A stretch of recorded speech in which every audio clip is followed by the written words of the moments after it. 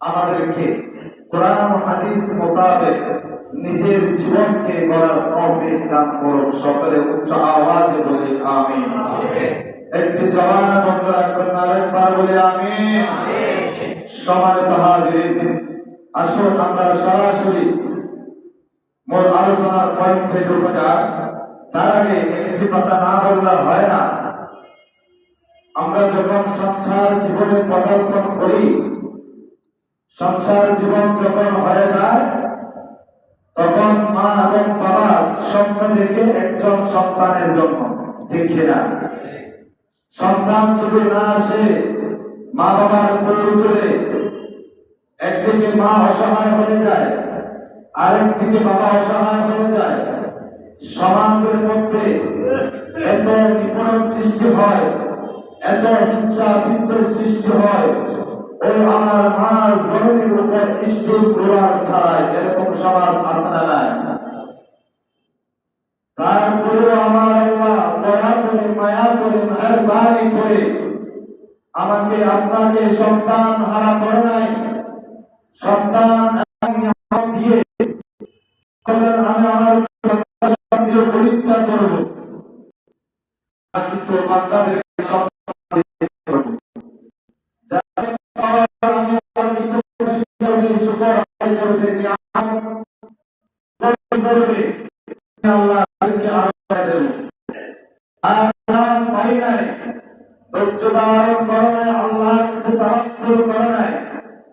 দুনিয়ার জন্য পাগল হয়ে গিয়েছে, ক্ষমতার জন্য, টাকার জন্য, দৌলতের জন্য, টাকা পয়সা বাড়ি গাড়ি তার জন্য পাগল হয়ে গিয়েছে।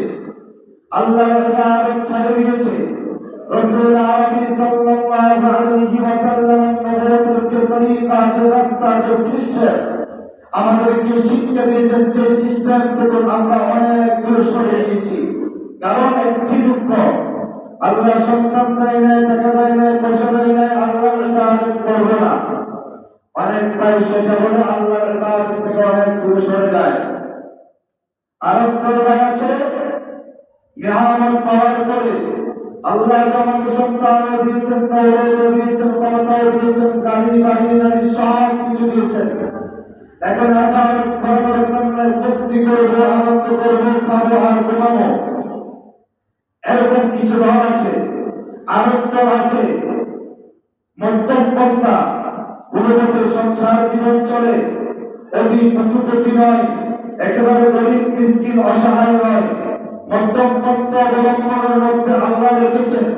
নয় গরিব নয় ধনী, ওই সমস্ত ব্যক্তিরা চাকরি করুক, ব্যবসা করুক, যাই করুক না কেন, সর্বশেষ আল্লাহর ওয়াহদানিয়ত প্রমাণ করার জন্য মুয়াজ্জিন যখন হাইয়া আলাস সালাহ, হাইয়া আলাল ফালাহ ঘোষণা দেন, মুহূর্তে দুনিয়ার ব্যস্ততাকে বিরাট করে দিয়ে, বাদ দিয়ে এক বাক্যে এক মুহূর্তে আল্লাহর ঘর মসজিদে উপস্থিত হয়ে যায়, ঠিক কিনা? এই জন্য যতই কিছু করি না কেন আল্লাহর ইবাদত ছাড়া যাবে না। নামাজ পড়া যেভাবে ফরজ, রোজা রাখা যেভাবে ফরজ, হজ করা যেভাবে ফরজ, একজন মুসলমান সন্তানদের জন্য নিজের মা এবং বাবার উপর দ্বীনি আইন অর্জন করার শিক্ষা দেওয়া মা এবং বাবার জন্য ফরজ। বুঝতে পেরেছেন আপনারা? আল্লাহ বলেন দুনিয়া এবং আখিরাত, দুনিয়ার কথা বলেছেন, আখিরাতের কথা বলেছেন। আপনার সন্তানদেরকে আপনি ব্যারিস্টার বানান, মন্ত্রী বানান, ডাক্তার বানান, ইঞ্জিনিয়ার বানান, সেটা আপনার ব্যক্তিগত বিষয়। কিন্তু আল্লাহর নবী মুসলিম প্রত্যেক মুসলমান নর নারীর উপর দ্বীনে আলম, দ্বীনে আলম, দ্বীনে আলম অর্জন করা ফরজ, ফরজ ঘোষণা করা আল্লাহর পতাকা, আমার নবীর মূল মন্ত্রকে আল্লাহ আল্লাহর কথা আমার নবীর মাধ্যমে বর্ণন করছে।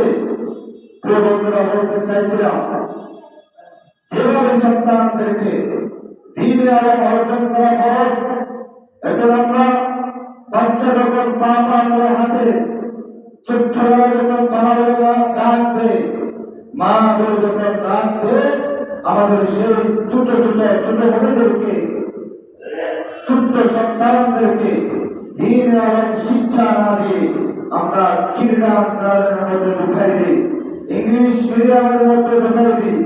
বন্ধুরা, ইংলিশ মিডিয়াম দেন, কিন্ডারগার্টেনের কোনো বাধা নাই, কিন্তু প্রাথমিক শিক্ষা মুসলমানের সন্তান হিসাবে অন্তত প্রাথমিক শিক্ষাটুকু দেওয়া দরকার আছে না নাই? এই শিক্ষা কোথায় দেওয়া হয়? যেই প্রতিষ্ঠান কোরআন ও হাদিসের উপর প্রতিষ্ঠিত, হক্ক মুস্তাফার উপর প্রতিষ্ঠিত, রাসূল আরবি সাল্লাল্লাহু আলাইহি ওয়াসাল্লামের আশিক যে স্থান থেকে বাইর হয়, ওই সমস্ত প্রতিষ্ঠানে প্রত্যেকের সন্তানদেরকে ভর্তি করে দেওয়া দরকার আছে না নাই? আপনারা বড় ভাগ্যবান, একদিকে আপনারা পেয়েছেন মসজিদ, আরেকদিকে পেয়েছেন আপনারা আমার প্যারা রাসূলের দুনিয়া এবং আখিরাতের নাজাতের ওসিলা হিসাবে মাদ্রাসা। ঠিক কিনা? যে মাদ্রাসা থেকে হাজার হাজার হাফেজ কোরআন বাইর হচ্ছে, কোরআন মাজিদের শুরু থেকে শেষ পর্যন্ত তিলাওয়াত করা হচ্ছে, আমি দৃঢ় কণ্ঠে বলতে পারি এই প্রতিষ্ঠানে যারা একটি হরফ আলিফ যে হরফ আছে, এটা যদি কোনো একজন স্টুডেন্ট বা ছাত্র যদি তিলাওয়াত করে, খোদার কসম করে বলি এই অক্ষরের যত মরহুমাত হয়েছে প্রত্যেকের রূহে পাকে আল্লাহ কুদরতভাবে নিয়ে যাবেন। আর যদি বলেন না বিশ্বাস হয়, আপনাদের বিশ্বাস হয়, সেই সওয়াব যদি আমি বিশ্বাস হয়, তাহলে এই যে প্রতিষ্ঠান থেকে সওয়াব যাচ্ছে, এই প্রতিষ্ঠান ধরে রাখা দরকার আছে না নাই? এখন এই প্রতিষ্ঠানের ছাত্র কি বাহির থেকে বিনামূল্যে রাখা আমাদের ইমানি দায়িত্ব, আমার সন্তানদেরকে সে প্রতিষ্ঠানে ভর্তি করানো। বলেন আমাদের দায়িত্বের মধ্যে পড়ে না? কথা বলেন একটু, আমাদের দায়িত্বের মধ্যে পড়ে কিনা? এখন প্রশ্ন, আমার ছেলেকে আমি ডাক্তার বানানোর নিয়োগ করেছি, আমি হাফেজ বানাবো না, আলেম বানাবো না, কোনো অসুবিধা নেই। হাফেজ হওয়া ফরজ নয়, আলেম হওয়া ফরজ নয়। এই সমস্ত মূল্য থেকে বাংলার শিক্ষিত জেনারেল ব্যক্তিরা অনেক দামি, মুফতি মুহাদ্দিস দাবি করে, রাসূল আরবির বিরুদ্ধে কথা বলে, ওলি আল্লাহর শানের বিরুদ্ধে কথা বলে, মানবের বিরুদ্ধে কথা বলে, রাষ্ট্রের বিরুদ্ধে কথা বলে, কোরআনের বিরুদ্ধে কথা বলে। ওই সমস্ত জাহেল আলেম থেকেও আমি মনে করি হাজার কোটি গুণ শ্রেষ্ঠ হলো আমার জেনারেল শিক্ষিত ভাইয়েরা। বুঝছি না? আর কিছু আলেম আছে, আলেম আছে, আমল নাই। ঠিক না? আলেম আছে, আমল নাই, সে আলেমের পক্ষে নয়। এই সমস্ত আলেমদেরকে কিয়ামতের ময়দানে আল্লাহর করিম তবরকভাবে নিজের এই দুই জওয়ানকে যে জিব্বা মেরেছে, এই জিব্বার কাছে দিয়ে কাটা হবে। নাউজুবিল্লাহ বলেন, যে সমস্ত আলেমের কাছে ইলম আছে সেই অনুযায়ী কথা না। গতকাল আমি একজনের লাইভ দেখলাম, একজন আলেম, আমি তো জানি না ওরা কিভাবে দাবি করে, ওনাকে সাবজেক্ট দিয়ে দেওয়া একটি, আপনি বলছেন তুমি আমি যদি এক বিষয়ে কথা বলি, আগামীকাল তোমার আমার চাকরি চলে যাবে। খোদার কসম করে বলি, কালকে যদি তাই করে কোন ব্যক্তি ইমামতি করে, খাতা পত্র দায়িত্ব পালন করে, তার পিছনে নামাজ পড়া শরীয়তে কোন কথা জায়েজ নাই, জায়েজ নাই, জায়েজ নাই। কিন্তু না ভাই, মিম্বরে দাঁড়াবা, হক কথা বলতে পারবে না, তুমি চাকরি কিভাবে করবা? তোমার জন্য তোমার মতো মোল্লার ইমামতের আসলে মিম্বর তোমার জন্য আসলে হক কথা তুমি বলতে পারো, মিম্বরে বসে তোমার জন্য এই ইমামতের দায়িত্ব এসেছে। আমার রিজিক কার কাছে? আপনাদের কাছে। নাকি আল্লাহর কাছে? যিনি আল্লাহ আমাকে সৃষ্টি করেছেন, আমার রিজিক, হায়াত, মওত, দাম, দৌলত, ইজ্জত, আবরু সব কিছু 50,000 বছর পূর্বে নির্ধারণ করে, সিলেক্টেড করে পৃথিবীর জমিনে আল্লাহ সুন্দরভাবে মায়ের গর্ভটাকে এত স্মার্টলি পাঠাইলেন। আল্লাহ যখন আমার মা বাবা থেকে গেলে, সন্তান যখন আসার পরে মা এবং বাবার মনটা ঠান্ডা একটু হয়ে যায়, জুড়িয়ে যায়।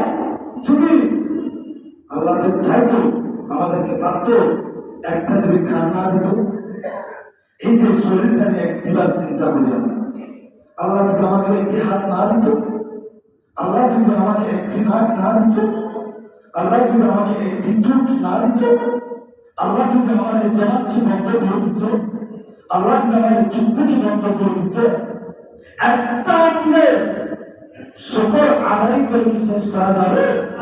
খাইয়ে বলে তুমি মানুষকে কারবার করো না, আল্লাহকে বের করো। ومن يتوكل على الله ومن يتوكل على الله, যার কাছে হুদার উপর তাওয়াক্কুল নাই, সে ব্যক্তি কখনো মুমিনের কাতারে পারে না ঠিক। এই সমস্ত গুনাহ থেকে আল্লাহ হেফাজত করুন, আমিন। সম্মানিত ভাইরা, সময় একেবারে স্বল্প, মূল পয়েন্টে আমরা চলে যাই। দ্বীনি আলম অর্জন করা ফরজ, বলেন দ্বীনি আলম অর্জন করা কি ফরজ? দ্বীনি আলমের মধ্যে কি বোঝায়? ইসলামের 5টি স্তম্ভ। ইসলামের কয়টি স্তম্ভ? 5টি স্তম্ভ। কয়টি? পারবেন তো ইনশাআল্লাহ? নামাজ, রোজা, হজ, যাকাত। নামাজ, রোজা, হজ, যাকাত। মনে থাকবে? আরেকটা কি? কালিমা বলো না?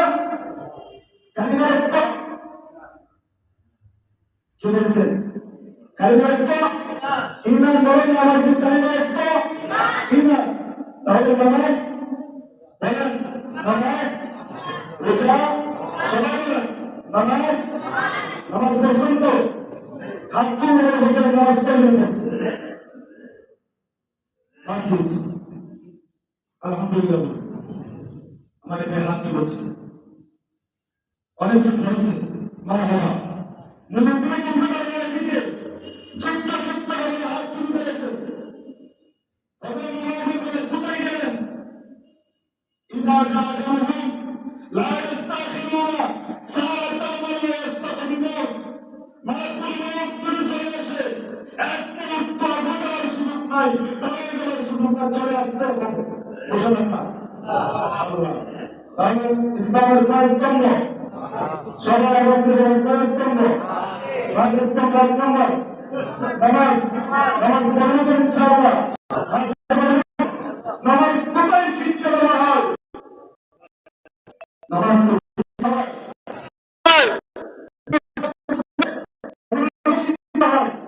নামাজ কি হবে? শিক্ষা কোথায় দেওয়া হয়? আমাদের ওয়াজিব করে কি কোথায় দেওয়া হয়? আমাদের সুন্নাত কি কোথায় দেওয়া হয়? সেই মাদ্রাসা আমাদের পড়া ছিল না। এখন আমাদের সন্তান দেয় না। ওরা আমার সন্তানের কাছে বড় কি যোগ্য হয়েছে? আমার ছেলে কুটুপতির ছেলে, আমার ছেলে মেম্বারের ছেলে, আমার ছেলে মাদ্রাসার সভাপতির ছেলে, আমার ছেলে মসজিদের সেক্রেটারির ছেলে, আমার ছেলে কেন বন্দি ফাঁসি শুনলে মাদ্রাসা পড়বে না? না, আমার ছেলে তকবীরের ছেলে কেমন করেছেন স্টুডেন্ট কলেজের মধ্যে পড়বে। আমার ছেলে শুনতে মাদ্রাসা নাই, মাদ্রাসা নাই। ওই সমস্ত সেক্রেটারিকে যখন তুমি মারা যাবা, ওই সন্তান তোমাকে তোমার ছাড়া যাই করার তোমার ক্ষমতা আছে।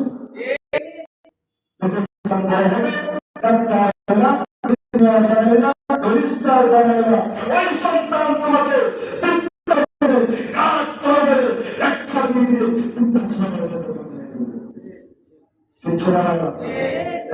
দেখেছেন কোন আলেমের বাবা বৃদ্ধাশ্রমে গিয়েছে?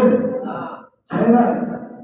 ভাইরা কষ্ট নেবেন না, কথা বলে দিচ্ছি। অন্তত 7-8 বছর পর্যন্ত আমার সন্তানদেরকে কোরআনুল কারীমের তালিম দিই, 5 ওয়াক্ত নামাজের তালিম দিই, মা বাবার সম্মান কিভাবে করতে হয় সেটা তালিম দিই, বড়দেরকে সম্মান কিভাবে করতে হয় সেটা তালিম দিই। এটা যখন আমরা তালিম দিই, আমার ছেলে ইঞ্জিনিয়ার হোক কোনো বাধা নাই, ব্যারিস্টার হোক কোনো বাধা নাই, ডাক্তার হোক কোনো বাধা নাই। এক এক ছেলের এক এক ফজিলত, এক এক মর্যাদা আল্লাহ দিয়েছেন। ডাক্তার হয়েছেন, উনিও সেবা করেছেন মানব জাতি, ইঞ্জিনিয়ার হয়েছেন, উনিও সেবা করেছেন, ব্যারিস্টার হয়েছেন, উনিও সেবা করেছেন, অসুবিধা নেই। কিন্তু আমরা কি করবো?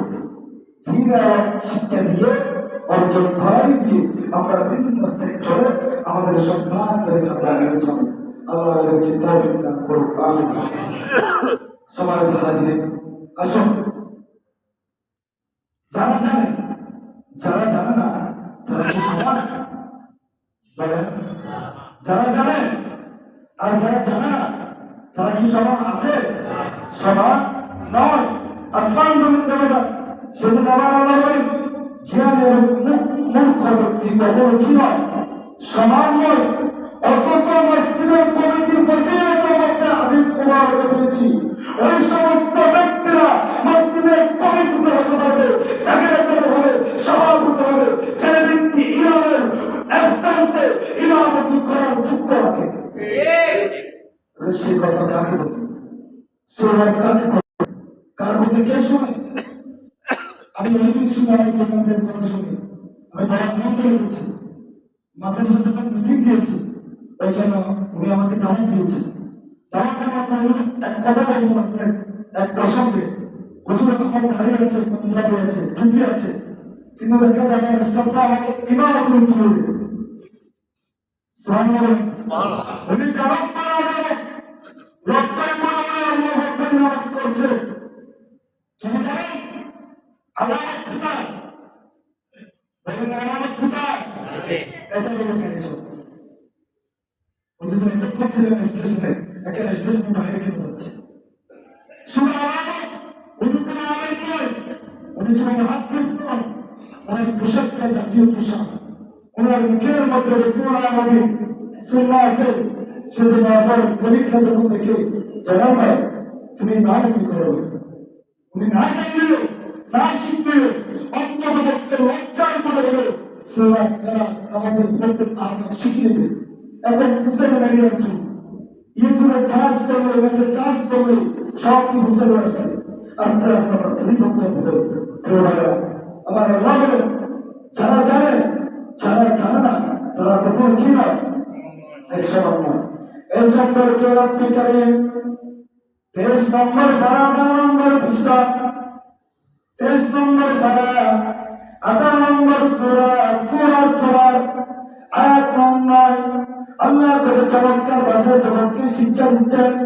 قل هل يستوي الذين يعلمون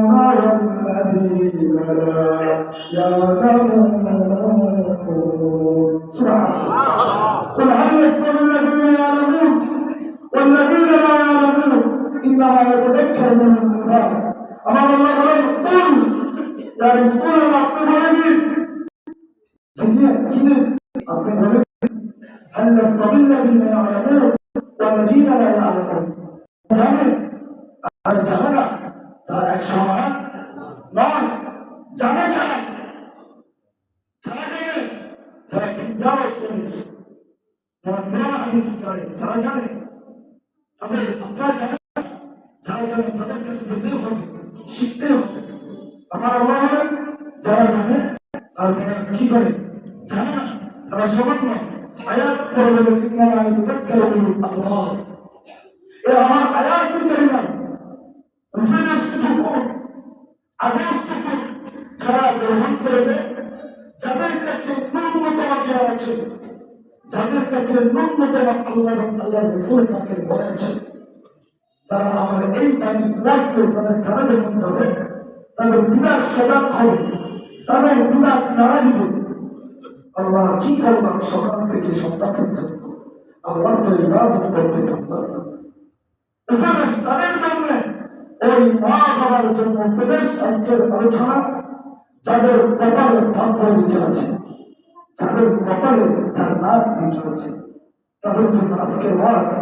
ওই সমস্ত বাবারা, ওই সমস্ত মারা নিজের সন্তানদেরকে অন্ততপক্ষে প্রাথমিক শিক্ষার জন্য রাসূল আরবি প্রতিষ্ঠানের ভর্তি করেন।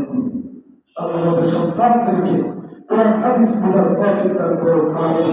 সমাজে দুটো কোন বলা যায়, এটা এক নম্বর পয়েন্ট। দ্বিতীয় নম্বর পয়েন্ট, আল্লাহ আমাদেরকে কিরম শিক্ষা দিয়েছেন। আল্লাহ কি দেখেছেন? বলেন, আল্লাহ কি দেখেছেন? কেউ দেখেছেন এরকম ব্যক্তিরা আছে কিনা? নবুয়তের দরজা বলেন না ভাই, নবুয়তের দরজা, বেলায়েতের দরজা, বেলায়েত করার জন্য হাফেজ কি শর্ত? আলিম কি শর্ত? মুহাদ্দিস কি শর্ত? মুফতি কি শর্ত? হাফেজ মনিরুল্লাহ রাহমাতুল্লাহ আলাইহি ওনার কিছু মুরিদ আছে আমার চোখে দেখা, বয়স্ক মুরিদ, ওরা এক মিনিটের জন্য প্রতিষ্ঠানে যায় না, কিন্তু হাফেজ মনিরুল্লাহ রাহমাতুল্লাহ সুন্নতের মধ্যে ঢুকেছে। উনি একদম আমার চরিত্র পরিষ্কার করেছেন, ইবাদত করতে করতে উনি মজলুম আল্লাহর মকবুল হয়ে গিয়েছে। তার মানে এটাই বলতে চাচ্ছি ভাইয়া, ওকে হওয়ার জন্য বিজ্ঞ আলেম হওয়ার দরকার নাই। শরীয়তের হুকুম হাকাম ছেড়ে রাসূল আরবি তরিকা মোতাবেক, নিয়ম মোতাবেক নিজের জীবনকে একটু পরিবর্তন করলে আপনার জীবন সাকসেস। সেজন্য আমার আল্লাহ বলেন, হাবিব ভাই আমাকে আমার বন্ধুরা বলবে দেখে নাই, কিন্তু আমার কিছু ব্যক্তি আছে আমি আল্লাহকে আমার বান্দারা দেখবে। সুবহানাল্লাহ বলেন। প্রতিদিন তাহাজ্জুদ নামাজ পড়েন, তাহাজ্জুদ নামাজ পড়েন 41 দিন, ধরুন দিয়ে যাচ্ছি তো 41 দিন তাহাজ্জুদ নামাজ পড়েন। তাহাজ্জুদ নামাজ পড়ার পরে নবীকে যদি দেখতে মন চাই, একটা দরুদ শরীফ বেশি বেশি আমল করবেন। আল্লাহুম্মা বলেন, আল্লাহুম্মা। আপনাদের জবান এত গভীর, জবানটা পর্যন্ত প্রয়োজন করতে পারেন না। এত মাস জমা করাচ্ছি, তারপরে জবানটা এখন ক্লিয়ার করতে পারি না। নাকি আমার ব্যক্তিগত, নাকি আপনাদের ব্যক্তিগত, সেটাই ভালো যাবে। বলেন আল্লাহুম্মা সাল্লি আলা, আল্লাহুম্মা বলেন আল্লাহুম্মা সাল্লি আলা সাইয়্যিদিনা মুহাম্মাদিন নাবিয়্যিল মুহাম্মাদিন নাবিয়্যিল উম্মি ওয়ালিহি وأصحابه أجمعين. اللهم صل على سيدنا محمد نبي أمي وآله وأصحابه أجمعين.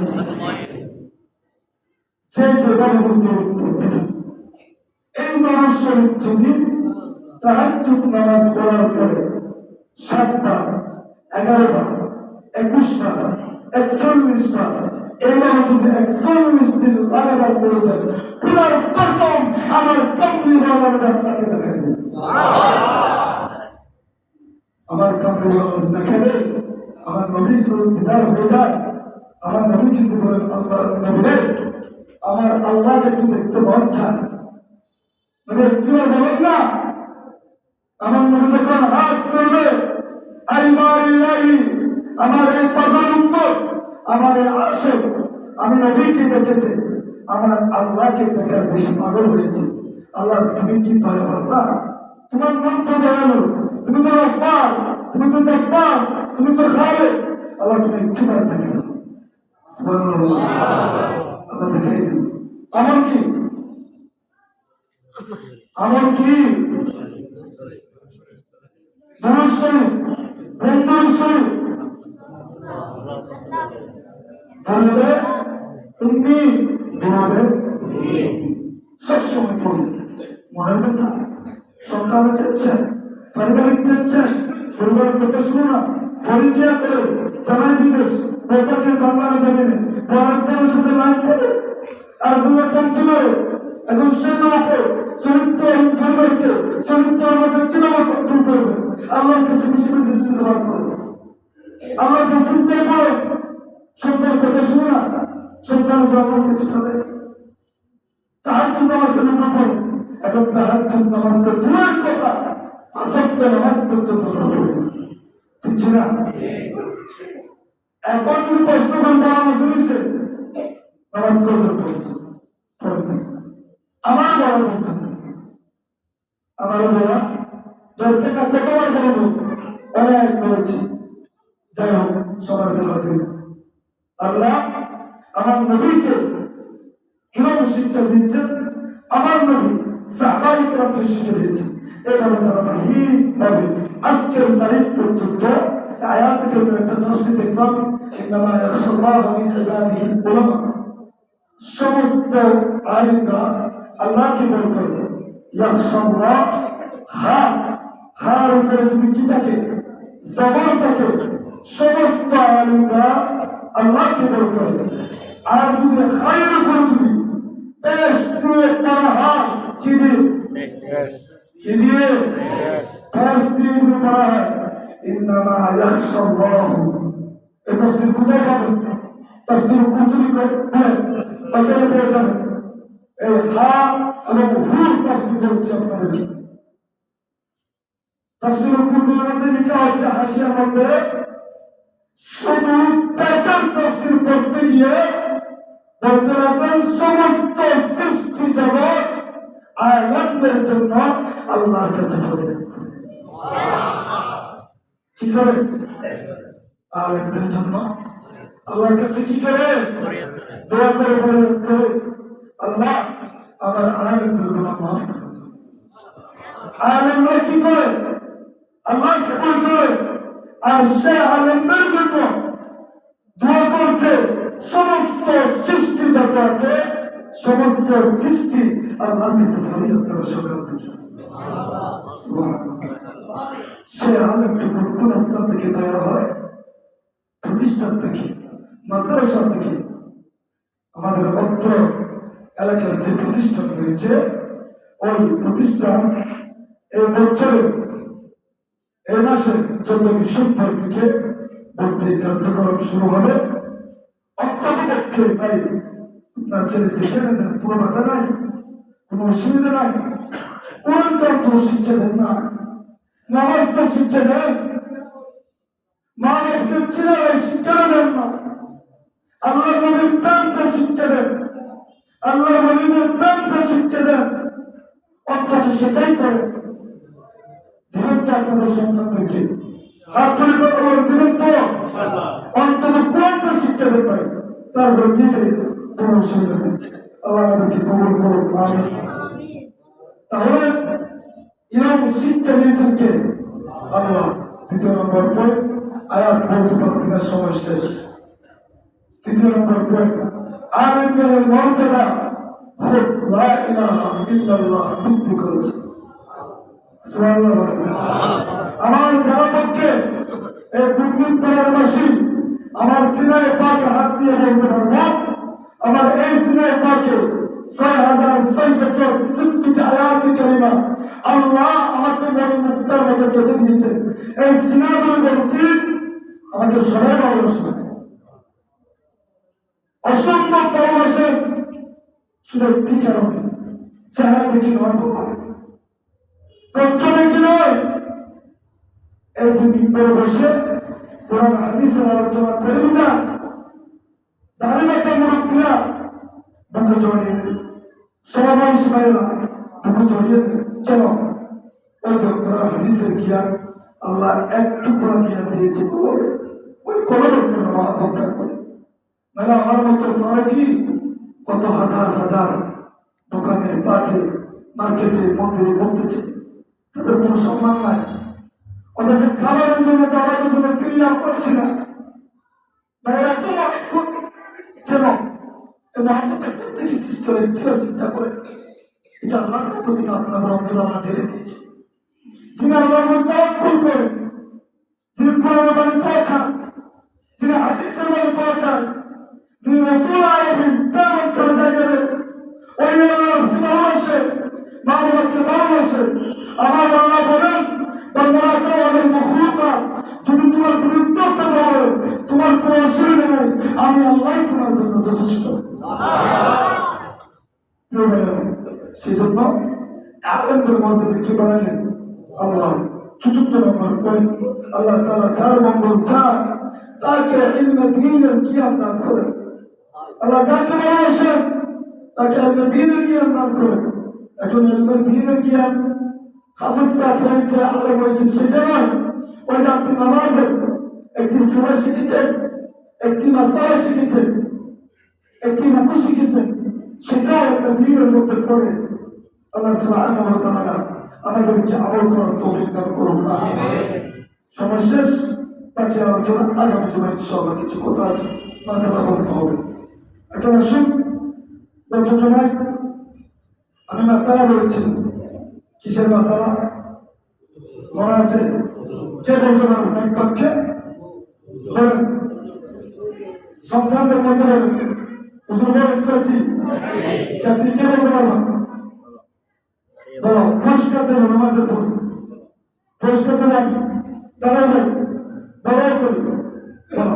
সমস্ত মুখ ধোয়া, দোনো হাতের কণি সহ ধোয়া, মাথা মাসে করা, দোনো পায়ের টাকনু সহ ধোয়া। আলহামদুলিল্লাহ। এই চুপটা ভাবো, হৃদয় ঠান্ডা হয়ে যায়। কিসের ফরজের কথা বলবো? উজু ফরজ। তাহলে আর কি কথা বলবো? আল্লাহর রাসূল একদিন দুটো কবর পাশ দিয়ে যাচ্ছে। কি দিয়ে যাচ্ছে? তার আগে আমরা কি ভোগ করি না? জীবনকারী ব্যক্তি কেন আছে? আছে হন না? সব হইল না, হইল সাক্ষী দিয়ে তো তাকে দিয়ে আমরা গ্রহণ করে দিব। ইমাম সাহেব সাক্ষী দিয়ে এটা রসুল আল্লাহ গুলো ক্ষমা করেও দিতে পারে। হ্যাঁ হ্যাঁ, আমরা জানাজার মধ্যে লাশ রাখার পরে গুরুত্বপূর্ণ মশলা ক্লিয়ার করেন। লাশ রাখার পরে জানাজা যখন হয়ে যায়, আকাইদা আহলে সুন্নাতের মধ্যে একটি কথা বলি, যে কি কথা? লোকটি কেমন ছিল? লোকটি কি ছিল? কেমন ছিল? বলে কিনা? আপনাদের এলাকায় বলেনি নাকি? বলে না?